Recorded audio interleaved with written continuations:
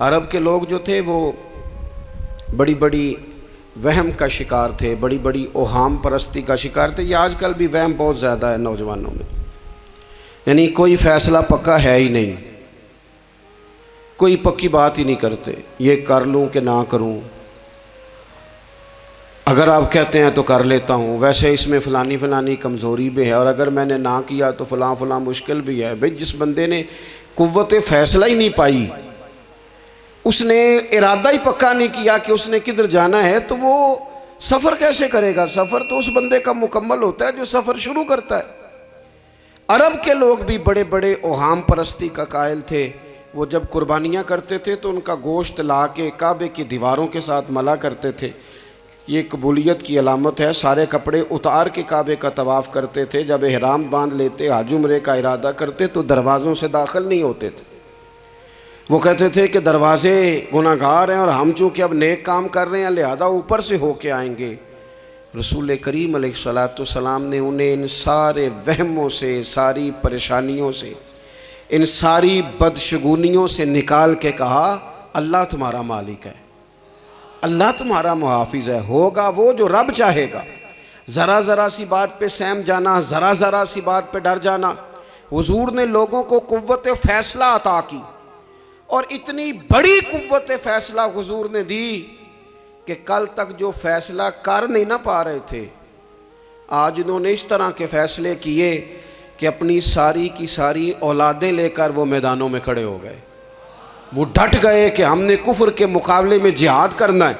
انہوں نے طے کر لیا کہ حق کیا ہے، سچ کیا ہے۔ نبی پاک علیہ السلام نے ہمیں عقیدہ توحید دیا، اور وہ طے کر کے دیا ہے نبی پاک نے، سجدہ سوائے اللہ کے کسی کو جائز، اگر کوئی عبادت کی نیت سے کرتا ہے تو سجدہ کفر ہے، اور اگر تعظیم کی نیت سے کرتا ہے تو حرام ہے۔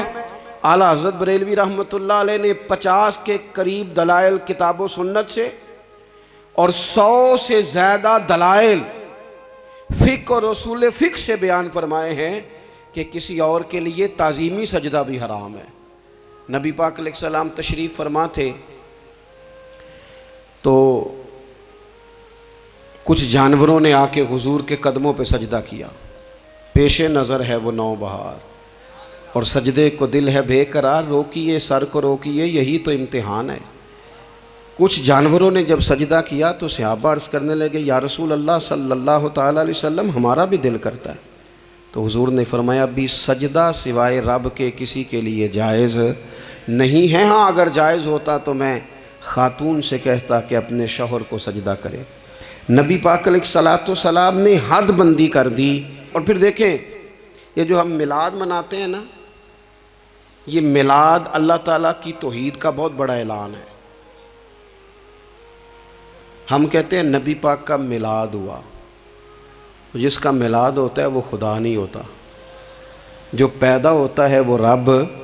جب ہم میلاد منا رہے ہوتے ہیں تو ہم یہ بتا رہے ہوتے ہیں بھئی حضور خدا نہیں، حضور تو 12 ربیع الاول کو پیدا ہوئے، تو جو پیدا ہو رب پیدا، لم یلد ولم یولد، اللہ تبارک و تعالیٰ پیدا نہیں ہوتا، مالک تو ازلی ابدی شان رکھتا ہے۔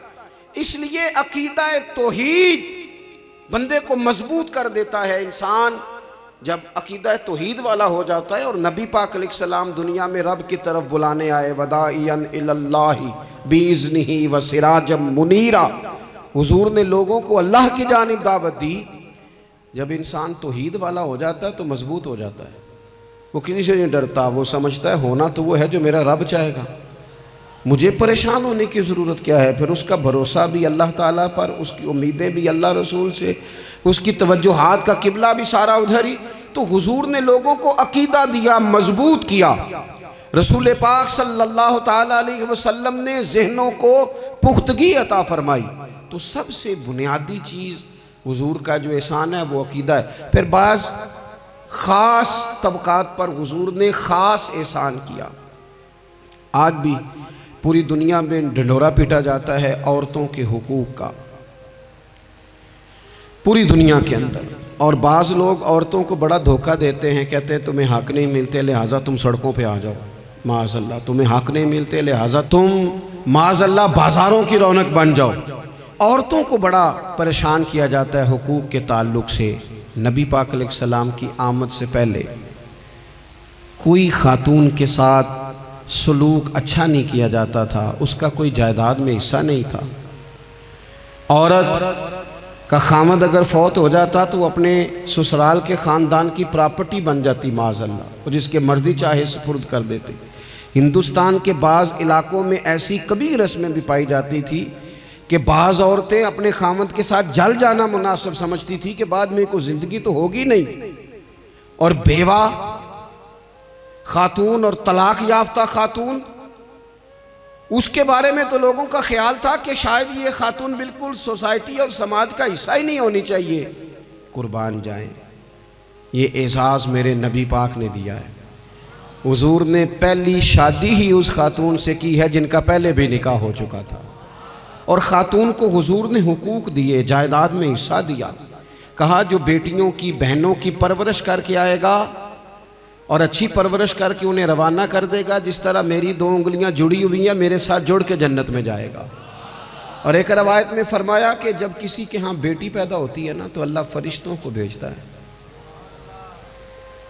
اور وہ اس کے گرد کھڑے ہو جاتے ہیں اور گھر والوں کو سلام کہتے ہیں اور کہتے ہیں یہ ضعیفہ ایک ضعیفہ سے پیدا ہوئی ہے، یہ کمزور یعنی صنف کے لحاظ سے کمزور نازک بچی ایک نازک ماں سے پیدا ہوئی ہے۔ فرشتے کہتے ہیں جو اس کی پرورش کرے گا نا اللہ قیامت تک اس کی مدد کرے گا، اس کی ہمیشہ مدد ہوتی رہے۔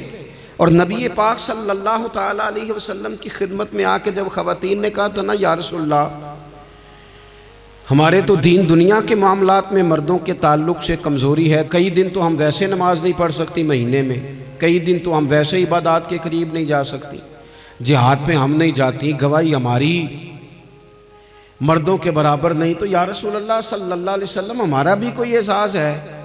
تو حضور نے فرمایا جب کوئی خاتون حاملہ ہوتی ہے نا تو اللہ اسے اتنا ہی ثواب دیتا ہے جتنا جہاد کرنے والے کو ثواب دیتا ہے، اور جب بچہ پیدا ہوتا ہے تو اللہ تعالیٰ اسے شہادت کا درجہ عطا کرتا ہے، اور جب وہ بچوں کو دودھ پلاتی ہے تو رب اسے غلام آزاد کرنے کا ثواب عطا کرتا ہے۔ ایک دفعہ نا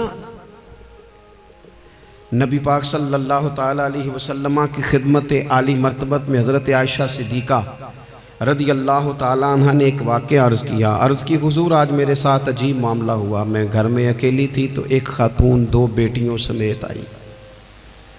اس نے کہا کہ میں بھی بھوکی ہوں، میری بیٹیاں بھی پریشان ہیں، کھانا نہیں کھایا۔ سیدہ پاک کہتی ہیں یا رسول اللہ میرے پاس بھی 3 کھجوریں تھیں گھر میں پڑی، یہ 2 جہاں کے شاہ ہیں پر پاس کچھ رکھتے نہیں، اور 2 جہاں کی نعمتیں ہیں ان کے خالی ہاتھ میں۔ فرماتی ہیں وہ 3 کھجوریں میں نے ان 3 ماں بیٹیوں کو دے دی، ماں نے پہلے ایک کھجور دونوں بیٹیوں کو دی، پھر بچیاں وہ کھجور کھا کے ماں کی طرف دیکھنے لگی تو جو کھجور ماں کے پاس تھی اماں نے اس کے بھی 2 حصے کر کے بیٹیوں میں بانٹ دیے۔ حضرت عائشہ عرض کرنے لگی یا رسول اللہ میں نے یہ بڑا نرالا رنگ دیکھا ہے، ماں کا اپنے بچوں سے پیار کا انداز۔ تو حضور نے کیا فرمایا؟ نبی پاک علیہ الصلوۃ والسلام فرمانے لگے سن پھر اللہ تعالیٰ نے اس عورت پر جنت کو واجب کر دیا ہے، فرمایا اللہ نے اسے جہنم سے دور کر دیا جو بیٹیوں کے معاملے میں آزمایا گیا، اور جس نے پھر ان کے ساتھ اچھا سلوک کیا۔ اپنا حضور کا عمل یہ تھا کہ حضور کی بڑی صاحبزادی سیدہ زینب رضی اللہ تعالیٰ عنہ، یہ حضور کی سب سے بڑی صاحبزادی ہیں، یہ بخاری میں آپ کو ملے گا کہ ان کی بیٹی جناب امامہ بنت زینب چھوٹی سی عمر تھی، تو جب حضور نماز کے لیے آتے تھے تو نواسی کو اٹھا کے ساتھ لے آتے تھے، اور وہ حضور نماز پڑھتے تھے تو وہ نبی پاک کے کندھوں پہ کھیلتی تھی۔ حضور نے عملاً بیٹیوں سے پیار کرنا سکھایا، بیٹیوں سے محبت کریں، بیٹیوں سے پیار کریں۔ بیٹیاں بڑی خیرخواہ ہوتی ہیں، بیٹیاں ماں باپ کی بڑی وفادار ہوتی ہیں، بیٹیاں بڑا خاص تعلق رکھتی ہیں۔ جوانوں آپ سے بھی کہوں گا بہنوں کی طرف توجہ رکھیں، جو کسی کی بہن آپ کے گھر ہے اس کا بھی خاص احساس کریں، وہ بھی کسی کی بہن ہے، لیکن اپنی بہن کے ساتھ بھی خاص نسبت کا تعلق قائم رکھیں۔ رشتوں میں اعتدال ہونا چاہیے، اس صنف کو نبی پاک علیہ السلام نے خاص کر کے نوازا ہے، اور ہمارا بھی ان کے ساتھ خاص رشتہ ہونا چاہیے۔ اسی طرح کا معاملہ یتیموں کے ساتھ ہے، کمزوروں کے ساتھ ہے۔ دیکھو آج نا ہمارے ہاں کمزوروں، غریبوں، مسکینوں، یتیموں کی مدد تو کی جاتی ہے، لیکن انہیں لوگ اپنے ماحول کا حصہ نہیں بناتے۔ یعنی کبھی گئے تو غریبوں میں آٹا بانٹ آئے، کبھی گئے تو غریبوں میں جا کے کپڑے تقسیم کر آئے، کبھی گئے تو غرباء کو کچھ وقتی طور پر کچھ ضروریات زندگی دے دی، کبھی عیدیاں بانٹ دی، کبھی سیلاب زدگان میں چلے گئے۔ غرباء کو کچھ نہ کچھ صدقات تو دے دیے جاتے ہیں، ان پر کچھ خیرات تو کر دیا جاتا ہے، لیکن انہیں سوسائٹی کا، ماحول کا حصہ نہیں بنایا جاتا۔ ایسا نہیں ہوتا کہ ان غرباء کے بچوں کو اٹھا کے بڑے شہروں میں لایا جائے، ان کی تعلیم کا خیال کیا جائے، انہیں اپنے ماحول میں رکھا جائے، ان کی بہترین پرورش کا بندوبست کیا جائے۔ کائنات میں بڑے لوگوں نے کام کیا ویلفیئر کا، بڑے لوگوں نے غریبوں کے ساتھ تعاون کیا، بڑے لوگوں نے محبت کی، سب قابل تعریف ہے، لیکن ہم نے یہ کیا کہ ان کی امداد تو کی، لیکن ان کی محرومیوں کا ازالہ نہیں کیا۔ اور وہ امداد لے رہے تھے تو ان کی پچھلی نسل بھی امداد لے رہی تھی، یہ نسل بھی امداد لے رہی، اور خدا نہ کرے کہ اگلی نسل کو بھی امداد لینا پڑے۔ میرے نبی پاک صلی اللہ تعالیٰ علیہ وسلم کا انداز کچھ اس طرح کا ہے کہ امام بہقی نے لکھا ہے، حضرت بشیر بن عقبہ رضی اللہ تعالیٰ عنہ کہتے ہیں میرے والد انتقال کر گئے تھے، اور میں ایک جگہ پہ بیٹھ کر رو رہا تھا کہ نبی پاک صلی اللہ تعالیٰ علیہ وسلم میرے قریب سے گزرے، کیوں روتے ہو؟ یا رسول اللہ میرے والد کا انتقال ہو گیا، میری والدہ رخصت ہو گئی۔ تو یہ ہمیں حضور نے سبق دیا ہے، یہ یتیموں غریبوں کا خیال رکھنے کا یہ بھی ایک نقطہ، یہ بھی انداز ہے۔ کائنات کا بڑے سے بڑا درد دل رکھنے والا بندہ یہاں تک نہیں جا سکتا جو میرے رسول کریم نے بیان فرمایا۔ کہتے ہیں نبی پاک علیہ السلام فرمانے لگے، بشیر بن عقبہ کیا تو اس بات پر راضی نہیں کہ میں تیرا باپ ہوں اور عائشہ تیری ماں ہو؟ آنا تجھے ہم شامل کر لیں اپنے گھرانے میں، آ جانا، مکمل تیرے معاملات کا خیال کیا جائے، تو آ جا۔ اتنا بڑا درجہ نبی پاک نے تو حضرت سلمان فارسی کے بارے میں بھی فرمایا کہ میں نے انہیں اپنی اہل بیت میں شامل کر لیا۔ رسول اللہ صلی اللہ تعالیٰ علیہ وسلم غرباء کے لیے، مساکین کے لیے، یتیموں کے لیے، ناداروں کے لیے جو خاص احسان بن کے آئے، وہ یہ والا لہجہ نہیں کہ ہم مطمئن ہو گئے کہ ٹھیک ہے ہم گئے تو تھے، اتنے پیکٹ بانٹ تو آئے، اتنا کچھ ہم نے دے تو دیا، فلانا کام کر تو لیا، اور وہ بھی کب تک کیا؟ جب تک خبریں تیز تھیں۔ ہمارے ملک میں سیلاب آیا، میڈیا نے خبر دی، شور ہوا، لوگوں نے بڑی کوشش کی، الحمدللہ بڑے اچھے جذبات کا اظہار کیا، ڈھیر سارے لوگ وہاں گئے۔ میں آپ سے پوچھتا ہوں کہ کیا سیلاب زدگان سارے اپنے اپنے گھروں میں چلے گئے؟ ان کے گھر بن گئے، لیکن ہمارے جذبے کیوں ٹھنڈے ہو گئے؟ اس لیے کہ خبریں ٹھنڈی ہو گئی۔ ہم تو چلتے ہیں ٹرینڈ کے ساتھ کہ آج کل ٹرینڈ کیا ہے، اگر خبر ادھر کی ہے تو ذوق ادھر کا ہے، خبر ادھر کی ہے تو ذوق ادھر کا ہے۔ دیر پا کام کرنا اور خاص جذبات پیدا کرنا ان لوگوں کے لیے۔ حضرت سیدنا عبداللہ بن ابی اوفا رضی اللہ تعالیٰ عنہ روایت کرتے ہیں، ایک یتیم بچہ آیا تھا، اس نے عرض کی حضور میری ماں بھی بھوکی ہے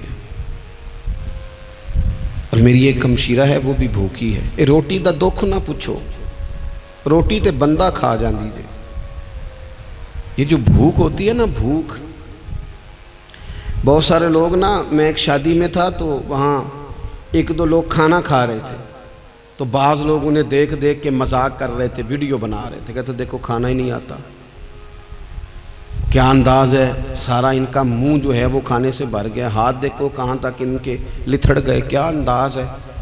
تو میں نے کہا تم ان کے کپڑے بھی تو دیکھو نا، انداز، بیٹھنا اٹھنا، کپڑے پہننا، یہ غریبی کا پتہ دیتے ہیں۔ بھوک جب تیز لگی ہو پھر کھانے کے آداب لوگوں کو یاد نہیں رہتے۔ غربت نے میرے بچوں کو تہذیب سکھا دی، اب وہ सहमे हुए रहते हैं, शरारत नहीं करते। वो अजीज़ होता ये है कि जब इंसान को भूख शदीद लगी हो ना, फिर उसे डॉक्टर की हिदायत नहीं याद रहती, फिर तो पेट की आग बुझाने को लोग दौड़ते हैं। तो कहते उस बच्चे ने आके अर्ज़ की, या रसूल अल्लाह सल्लल्लाहु ताला अलैहि वसल्लम, माँ भी भूखी है, बहन भी भूखी है, हुजूर ने ना उसे 21 खजूरें अता फरमाई। फरमाया 7 तेरी, 7 तेरी बहन की, 7 तेरी वालदा की। और ये हुजूर ने 21 खजूरें दी हैं, ये नबी पाक ने 21 दी हैं। हाँ, ये हुजूर ने 21 दी। और हुजूर तो इशारा भी कर देना तो फिर रोटी सारी ज़िंदगी ख़त्म नहीं होती। वो हज़रत अबू हुरैरा को भी मिली थी, फरमाते हैं मैं कई साल खाता रहा, 1 किलो खजूरें थी पर ख़त्म ही नहीं हुई। 21 खजूरें हुजूर ने दी। हज़रत मुआज़ इब्न जबल रदी अल्लाह ताला अन्हु उठे और दौड़ के जाके ना उस यतीम के सर पे हाथ फेरा और कहने लगे, पुत्र अल्लाह तुझे अपने वालिद का जानशीन बनाए।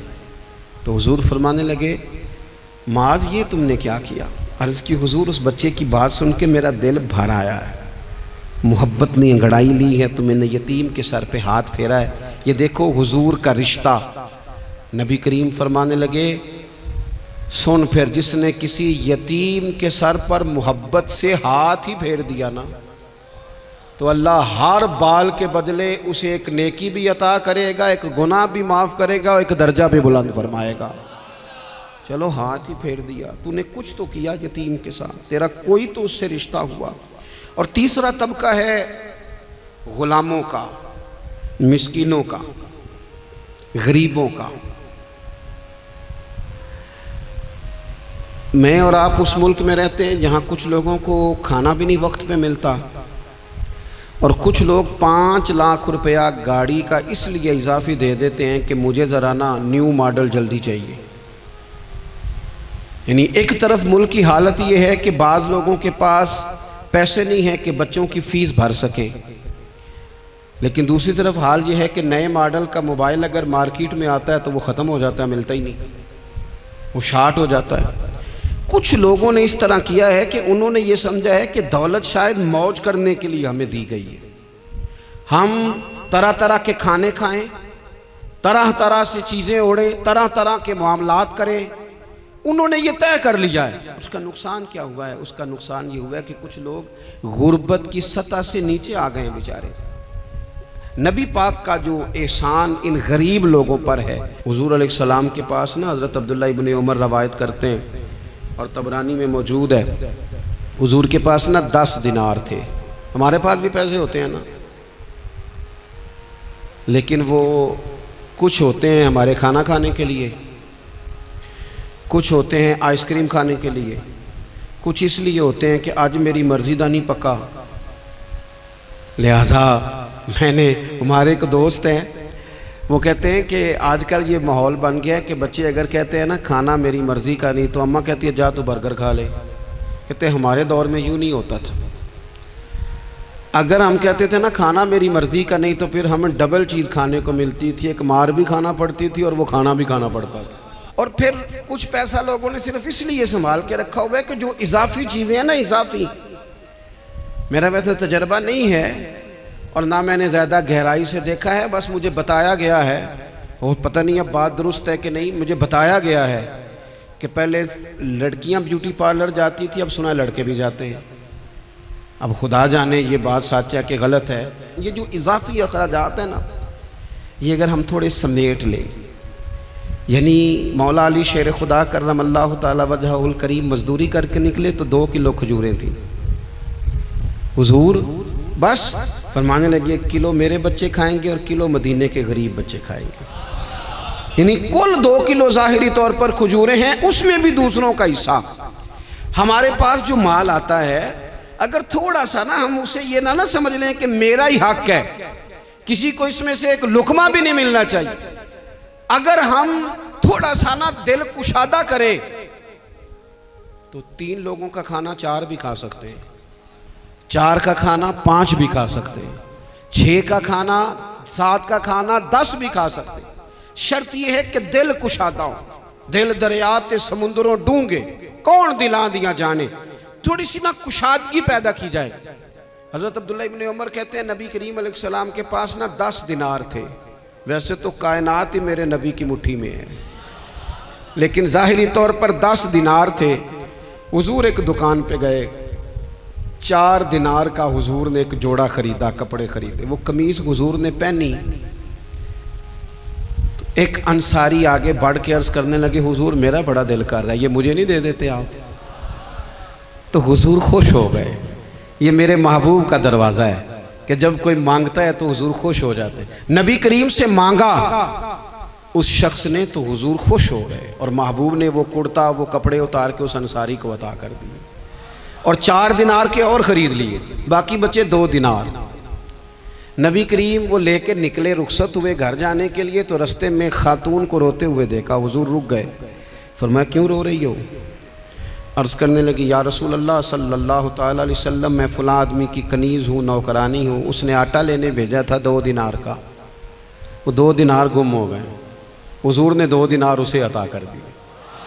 وہ دیے تو وہ پھر رو رہی تھی، فرمایا اب کیوں روتی ہو؟ کہنے لگی یا رسول اللہ ڈرتی ہوں دیر بڑی ہو گئی یا مار ہی نہ پڑے۔ تو حضور نے فرمایا چل نہ، میں تیرے ساتھ چلتا ہوں۔ حضور ان کے گھر گئے، وہ اہل ایمان کا گھر تھا جن کی وہ کنیز تھی، جا کے کہا السلام علیکم، اندر سے جواب ہی نہیں آیا۔ پھر فرمایا السلام علیکم، کوئی جواب ہی نہیں آیا۔ محبوب کا طریقہ مبارکہ تھا 3 دفعہ دستک، پھر واپسی، تیسری دفعہ کہا السلام علیکم تو وہ سارے بول پڑے وعلیکم السلام یا رسول اللہ، حضور ماں باپ قربان۔ تو حضور فرمانے لگے میں نے پہلے بھی 2 دفعہ سلام لیا، بولا کوئی نہیں؟ کہا یا رسول اللہ اپنے نصیب تھے نا کہ ہم پہ سلامتیاں بھیج کون رہا ہے، ہم نے سوچا ذرا 3 دفعہ مل جائے سلامتی، ذرا مل جائے نا، حضور سلامتی بھیج رہے ہیں تو آتی رہے نا۔ تو محبوب کریم علیہ السلام فرمانے لگے یہ تمہاری کنیز وہاں کھڑی رو رہی تھی، اس بیچاری کے 2 دینار گم ہو گئے تھے، اسے دوبارہ سامان لاتے کچھ دیر ہو گئی، اس پر سختی نہ کرنا، مارنا نہ۔ غلام کہنے لگے حضور اس خاتون کے قربان جائیں جو ہمارے کریم رسول کو ہم جیسے غریبوں کے گھر تک لے آئی ہے، مارنا کیا، ہم اسے آزاد کرتے ہیں، یہ آزاد ہے اللہ کی رضا کے لیے۔ یہ دیکھو یہ میرے نبی پاک کا انداز ہے۔ حضور نکلے تو جناب عبداللہ ابن عمر فرماتے ہیں رسول کریم فرمانے لگے شکر ہے اللہ تعالیٰ کا، 10 دینار تھے، ایک انصاری نے بھی قمیض پہن لی، میں نے بھی قمیض پہن لی، اور رب نے کنیز کو آزاد بھی فرما دیا۔ یہ انداز ہمیں نبی کریم نے دیا ہے کہ ہم اپنے دولتوں میں، اللہ کی عطاؤں میں غرباء کو، قریبیوں کو، رشتہ داروں کو، بہن بھائیوں کو تھوڑا شریک کر لیں، تاکہ وہ جو آسودگی اللہ نے ہمیں دی ہے اس میں سے دوسروں کو بھی کچھ نفع ملے۔ اور ایک بات آخر میں آپ کی خدمت میں یہ عرض کرنی ہے کہ جو زیر دست لوگ ہوتے ہیں نا، غلام، ملازم، نوکر، آپ اپنی زندگی کے مسائل دیکھ لیں، جن لوگوں کے پاس لاکھوں آتا ہے کبھی ہزاروں آنے لگ جائے تو پریشان ہو جاتے ہیں، تو جن کے پاس صرف سینکڑوں ہوتے ہیں تو ایسا تو نہیں کہ آپ ہی ٹینشن میں ہیں اور آپ ہی کو غصہ آتا ہے، وہ بیچارہ کبھی نوکر بھی تو ٹینشن میں ہو سکتا ہے نا، ملازم کو بھی تو کبھی ٹینشن ہوتی ہے نا، اس کے ساتھ بھی تو مسائل وابستہ ہے نا۔